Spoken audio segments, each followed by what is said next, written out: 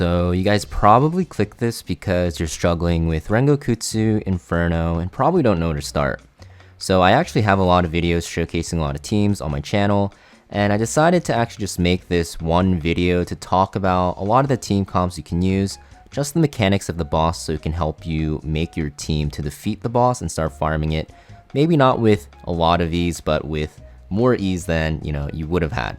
This boss is also known as the god of RNG because there's a lot of RNG, so it's really hard to actually farm it consistently, and hopefully with this video you guys can actually start farming it, maybe not as consistently as you would like, but at first maybe you can start farming it, a little bit consistently and then ramp it up to a more consistent and quicker team. So basically in this video, we're just going to talk about a lot of things, but let's first start off with why you want to farm this boss. So this boss actually drops a lot of good shells, and it is the last boss that you can farm in shell progression in Grim Pursuit, so it will be the hardest boss, so it will drop, most likely, I'd say, the best shells in the game, especially for PvE content. The reason why is because out of the 4 shells, 2 of them are going to be very good in just a lot of PvE content, where the other ones are also just very good in general. So Count is going to be a very, very strong DPS shell. Below you can see I have some characters that actually like this shell. For Dieting, it's very good for one-shotting, especially in just any PvE content. For Messiah, it's very good on him for PvP. For Lilium, it's very good on her for both PvE and PvP. And for Hoyan, it's also going to be good for her for PvE and PvP. Now for Tissimo, is a very good shell for PvE content. It basically will just amp up your healing by a ton. Extremely good on these characters, so a very good healer shell as well. So right away we have a good DPS shell and a good healer shell, and now you have Codex of Magic. So this shell is actually just extremely broken. Like if you read it, you can just see pretty much at the start of battle it activates and the next skill you use has no cooldown. Sounds broken, right? Yes, it's very broken. I only have 8 characters here, but there's probably like 15 that can use it, so this is like the biggest reason why people want to farm Rengokutsu, because 1, it's really good on certain PvE units such as Kloss, Kazuya the Reverie if you want to start one-shotting Doki Doki, and a lot of PvP units as well, as you can see here. And then we have Lighthouse. This shell used to be super strong in Season 1, not Season 1, Season 0 I guess, of PvP, because damage from Revelation was very high. Now it's not seen as often, but it's still very good on certain bruisers for PvP. For example, Tiamat's very good on it. I have mine on Lighthouse right now. Chiaki's very good on it if you want to counter cleave. It's mostly going to be a shell to counter, those very aggressive, hard-hitting cleave teams in PvP. So these are the 4 shells that drop. They're all very good, so you can't go wrong with any of them, honestly. And there's nothing that drops from this boss that's bad, which is a big reason why people like farming it. And it also drops Codex of Magic, probably the best support shell in the game. Dare I say the best shell in the game, period. And Count, probably the best DPS shell for one-shotting and for PvP, so for late game, content. So let's actually talk about the boss now and the mechanics. So before you actually look at this, I just want you to note that the speed of the boss is going to be about 242. And how I calculated this is just with my Lily. You can see 78% of 311 speed, which is what my Lily is at 242, but there's some like weird decimal speed like values in this game, so it might not be exact, but it's around 242, and you'll see that moving forward. But basically, this boss, if you actually look at the top right here, this is going to be the passive effects. So he's immune to turn meter, dot, and CC, except taunt, so taunt will work. And you're also going to see that he has the power to manipulate affinity. So what that means is Blaze Whirl is going to be his AoE attack, his ultimate. Does a lot of damage, ignores defense, so HP is just a lot better than defense here. But you're going to see that it also has this effect where it will change his element or affinity. So the affinity starts is random, which is why it's very RNG, and it goes in a set order, but you don't know what he'll start at. And you'll see that when he attacks with this against the countered affinity, you'll actually do more damage and also just ignore more defense, so I guess it's just more damage. So it's basically going to be very scary, because if you get a bad opener, you can end up dying. So you want to actually debuff the boss and try to make him do less damage.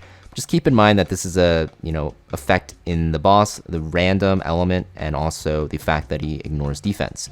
He also has his regular attack, which will hit a single enemy, also does a ton of damage, but you'll also see when he hits a countering affinity, he will steal your turn meter. So you have to be careful about that. And then also his other passive down here, after enemies of the same affinity act 4 times. So if you have 2 dark units and they both go twice, he will then activate this passive and then counterattack you basically and do a ton of damage to those, of the same element that proc the passive, and then give you a stack of Evil Fire. And Evil Fire is the big enrage in this fight that increases your damage taken by 40%. So just by looking at all of this, I know it's a lot of text. Essentially, you want to not stack affinities if possible. There's certain exceptions, especially for like faster teams, but for the most part, you want different affinities. And you want to kill the boss relatively quickly for the most part, or have ways to get rid of this passive. Now this Evil Fire, not passive, this debuff. This Evil Fire debuff actually can't be removed, but if you die and get rezzed, then you actually clear off all the stacks. And that's going to be the biggest strategy for most of the free-to-play friendly and slower consistent teams out there. But just keep in mind that there is this passive effect that acts as an enrage. So you can't actually just tank the boss for like 10 minutes and kill the boss. You do need a strategy going in, which makes this boss super, super hard. Now the boss actually also spawns with 2 minions. So these minions are also a crucial part to your runs, especially if you're trying to do it fast. The reason why is because the one on the left here, he's slower. He applies attack down and defense down to counter affinity targets. So this is very scary because basically, if the boss ever counters the affinity of your DPS, let's say it's the light when you're using Diting, he can actually just one-shot you with this defense down. So this is a very, very scary thing, and the attack down will make it so that if you don't have a way to dispel your team, your runs will take a long time. It's an AoE attack as well, but the damage isn't that great. Even though it's like a high number, you have to keep in mind the minion's base attack is a lot lower. And this minion is going to be the slower ad, which is going to be around 227 speed. Now the faster ad, this one is the one that's the most annoying. It's because even though it's a single target attack, the big thing is the silence. So basically the silence, which also is 2 turns instead of 1 against countered affinities, which by the way you can't control. Like I said, the starting affinity is random. This makes it so that on the opener, if you're trying to kill it fast, you have a chance to get silenced if you don't outspeed it. And this will make it so that your defense down characters, your Lily or something like that, can't take their turn. And this ad is super fast. It's 284 speed. So you want to actually ideally outspeed this in fast teams. And even in slower teams, outspeeding it is very good. Now, a way you can actually manipulate this is not having your entire team outspeed, but having something, dispel the silence off or prevent it with immunity. And you're going to see that in a lot of the teams that we run. So these 2 ads, super frustrating to deal with. Also change affinities with the boss, so you have to actually keep that in mind. Now, in terms of debuffs and buffs you want to bring, you might be thinking, wow, we just listed every single debuff and buff, which is kind of true. But the ones on the left here are going to be the most important ones for consistent runs. And the ones on the right here are going to be more for faster runs. So basically, if you're newer to the, not newer to the game, but newer to the boss, make sure you focus on the left ones. So you're going to see Taunt is at the top. So Taunt is very, very good because, like I said, you're going to see that this ad will defense down on countered targets, right? So like I said earlier, right, your Diting can get defense down if the boss is light. And then if you also look at the boss, he does extra damage to just countered affinities basically, right? And he does a ton of damage, and you have to keep in mind he will prioritize enemies that are countered affinity. So basically, if you get defense down and then he targets you, you're pretty much gonna die for the most part. That's why Taunt is really good. Vice can taunt the boss permanently, and this makes it so that he won't cast his ultimate or change elements at all. And then he'll also be forced to hit Vice instead of defense down targets. So Vice is going to be very good for this boss. Red Rin is also used sometimes, very rarely. I've seen some teams with her, but Vice is going to be very good. Taunt is going to make your life a lot easier, and just keeping it up on the boss is going to be very good. Speed and attack down, I'm going to put them together because they kind of do the same thing. They just lower the overall damage that the boss does. But they're both very, very good to have. Attack down being slightly more important, and that's because the boss hits like a truck, right? He penetrates your defense, so the best way to mitigate that is just by reducing his attack, and also by reducing the speed, you're just going to take more turns, which will allow your healer to heal you more. So it's a very, very important thing to bring, I want to say, at least 2 of these debuffs to the slow and consistent teams. Ideally all of them, which you will be able to do with a relatively free-to-play team. And then the last one is Forest Heart. It's actually Sonya's S3. This one is very good because, like I said earlier, this Evil Fire debuff can't actually be cleansed off at all. It's a permanent debuff, but if you die and get rezzed, similar to how White Fang stacks as well, you will actually just drop all of the stacks. So that's why Sonya is very good here. And you'll see that she's pretty good in the slower teams because even if your DPS dies because they're taking a lot of stacks, she will just res them, right? And they clear their stacks and you just carry on as normal. Now the ones on the right, these are mostly going to be for more faster teams. The only one that you could argue you still want on a slower team is immunity for the opener, so you don't get randomly RNG'd and died. Because if your healer gets silenced and stuff like that, nasty things can happen. But for the most part, defense down just makes you do more damage. Speed up and attack up, makes you do more damage as well. And then at the bottom right here, the slumber and stun. This is mostly going to be for the ads, the minions, so you can actually not have to deal, most importantly, with the attack down that the one minion does, the one on the left, the slower one. Attack down really screws speedruns because it just makes you do less damage, and speedruns are usually just killing the boss before you die with no healers, so CC is going to be very important as well. So yeah, those are the debuffs that I recommend, and I guess the buffs. Now let's actually look at team comps. So I'll have links to the team comps that I've actually covered on my channel in the comment section pinned. So you can just click it if you guys see the one that you want to go for. I won't have every single one for now because I haven't tested every single one yet.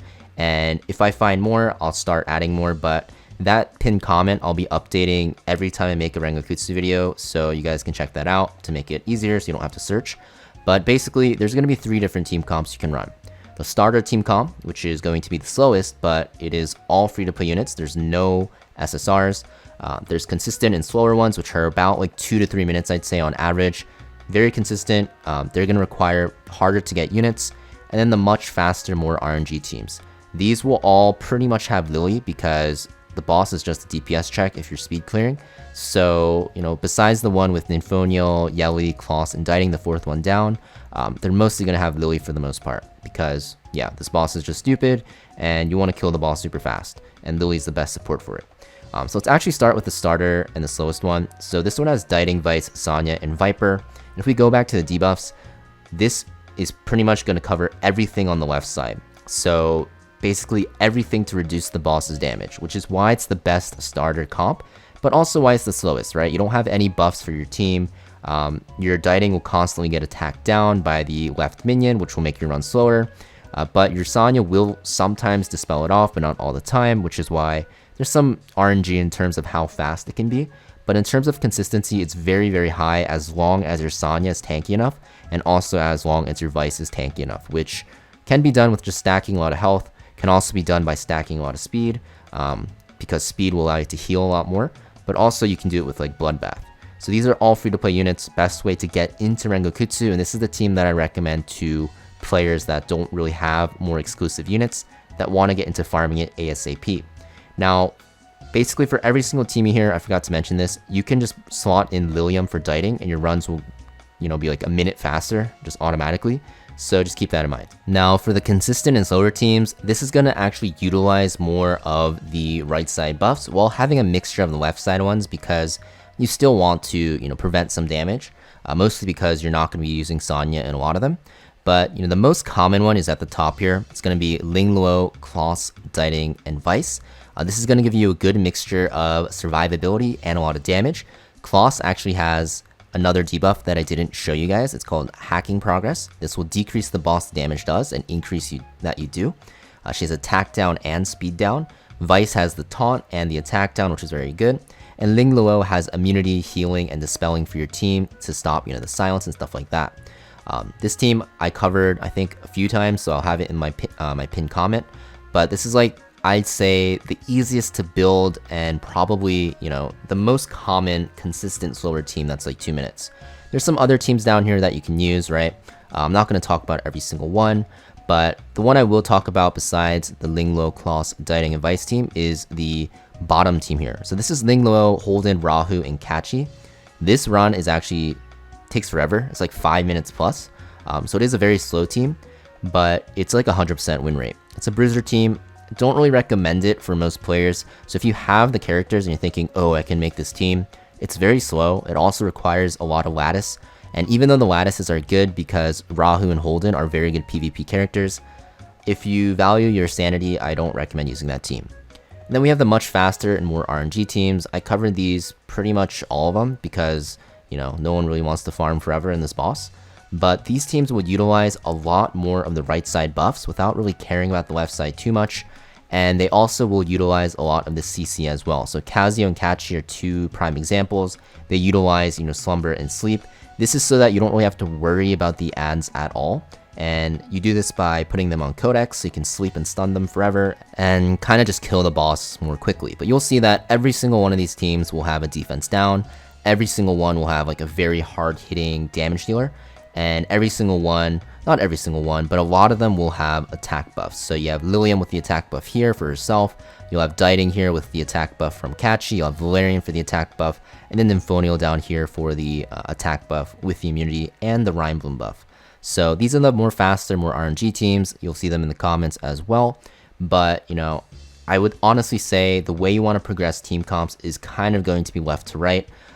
If you actually get into Rengo a little bit later than most people do, then you could probably jump to, you know, this middle column or even the right column if you have good enough gear and have your characters already built. But yeah, those are the team comps. Now, what are some tips for the boss? So I actually have a video, which I guess I'll also pin, that actually has some tips for, I guess, the more slower teams. But basically, I have like 4 tips for you guys. Basically, the first one is going to be, you know, if all else fails, just use the free-to-play team and then work from there and hash out, you know, your problems. Don't just jump into like the middle and right teams if you're newer to the game and expect success, because it's really hard. Honestly, this boss is really dumb. So if all else fails, just go to this team and then, you know, work your way up by farming better speed gear, farming, you know, jackal guards for your vice and stuff like that, and stuff like better DPS gear even, and then you can eventually kind of just move up the teams. Another thing is Bloodbath. So Bloodbath is like the easiest way to survive. This matrix effect, this like gear set is just super overtuned in my opinion, especially for PvE. So if you're running like the free-to-play team and you're wondering why you're failing, the easiest fix to that is just running Bloodbath on Sanya, Bloodbath on Vice, and even Bloodbath on Viper.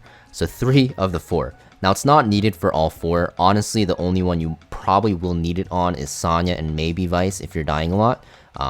Because, you know, Sanya can res everyone. And if Sanya dies, your run's pretty much over. And if Vice dies, it's pretty much over as well because you need to taunt the boss.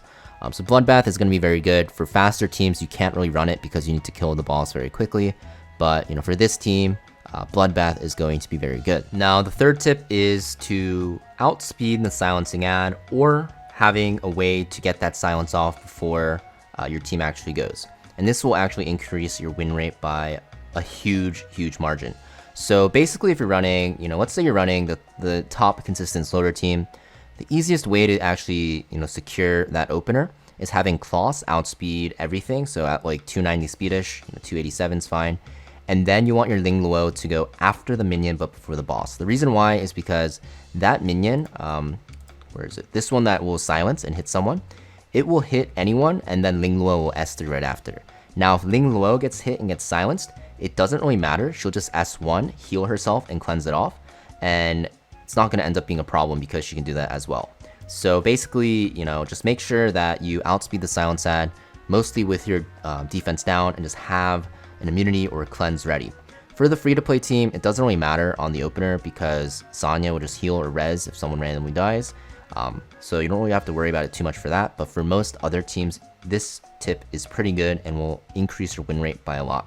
And then the last one, yes, like I said, start with the slower team, upgrade as you get better gear and units. Not a big deal. Everyone has to have a starting point. And, you know, honestly, this is like the team that I used at the very start. And what I actually did was I manualed it on the faster team and got a 3-star clear, and then was just, you know, farming it on a slower team with 10 runs on continuous battle, and then kind of worked my way up, even though this was like 2 months ago, so it was a lot harder. You know, this is what I actually did as well. But yeah, that's pretty much it for the Rengokutsu quote-unquote ultimate guide. Hopefully this helps you guys out, and hopefully it helps the people out in the future that see this. But like I said, I'll be updating the pinned comment. I have this actually bookmarked on my browser. So whenever I release a Rengokutsu video, I'll just keep adding to that pinned comment. So even if it gets very long, you guys can check it out even in the future and see what other team comps are out there. If there are new units that have come out and you don't see them on this list, I will still be putting those comps in the comments so you can see it, and you guys can actually access it more easily. But thank you for watching. Make sure you guys hit that like and subscribe, and I'll see you guys next video.